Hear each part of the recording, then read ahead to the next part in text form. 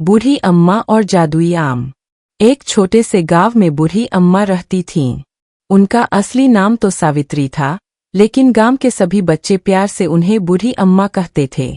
वह बहुत दयालु थीं और हमेशा मुस्कुराती रहती थीं। उनके पति के गुजर जाने के बाद वह अकेली रहती थीं और गुजरबसर के लिए घर के पीछे लगे आम के एक पेड़ पर निर्भर थीं। यह आम का पेड़ उनके पति ने सालों पहले लगाया था। पेड़ पर हर गर्मियों में मीठे, रस भरे और स्वादिष्ट आम लगते थे। बूढ़ी अम्मा उसी आम को बेचकर अपनी छोटी सी जिंदगी अच्छे से चला लेती थीं। एक साल उस गांव में भयंकर सूखा पड़ गया। बारिश बिल्कुल नहीं हुई। खेत सूख गए, तालाब खाली हो गए और लोगों के पास खाने तक की कमी हो गई। बूढ़ी अम्मा के आम के पेड़ पर भी सिर्फ एक ही आम लगा। वह चमकीला, बड़ा और बहुत सुंदर दिख रहा था। बूढ़ी अम्मा ने सोचा, यही आम बेचकर इस साल काम चलाना होगा।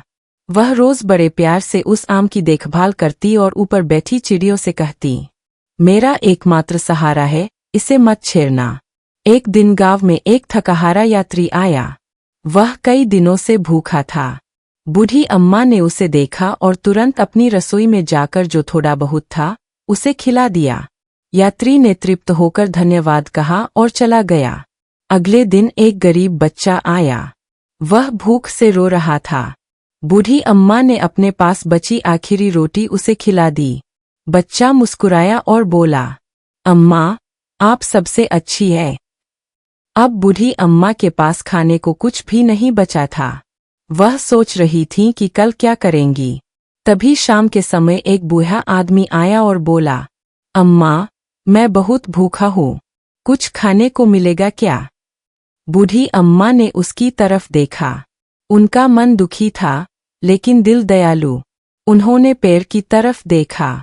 वह एकमात्र आम लटका हुआ था। उन्होंने सोचा, शायद यही अच्छा काम बन जाए।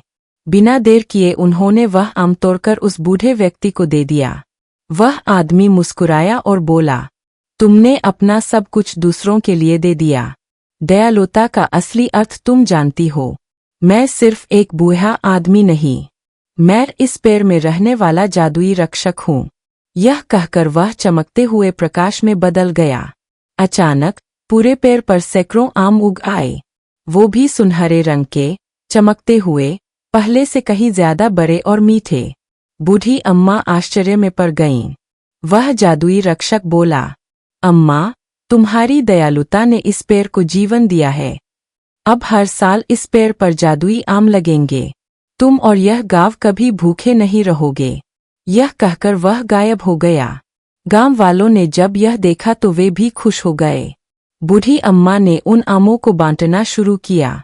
किसी के घर में अनाज नहीं होता तो वह उसे कुछ आम दे देती। कोई बीमार होता तो जादुई आम उसे जल्द ठीक कर देता।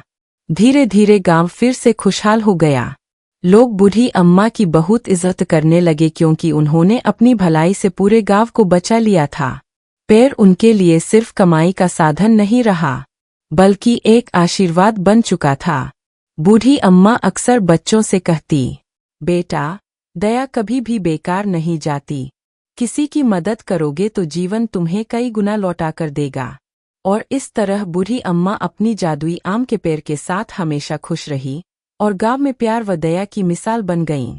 कहानी का संदेश, मोरल ऑफ द स्टोरी, दया और मदद करने की आदत कभी व्यर्थ नहीं जाती। सबसे बड़ी दौलत दूसरों के चेहरे पर लाई गई मुस्कान होती है। सच्ची भलाई का फल हमेशा कई गुना लौटकर मिलता है।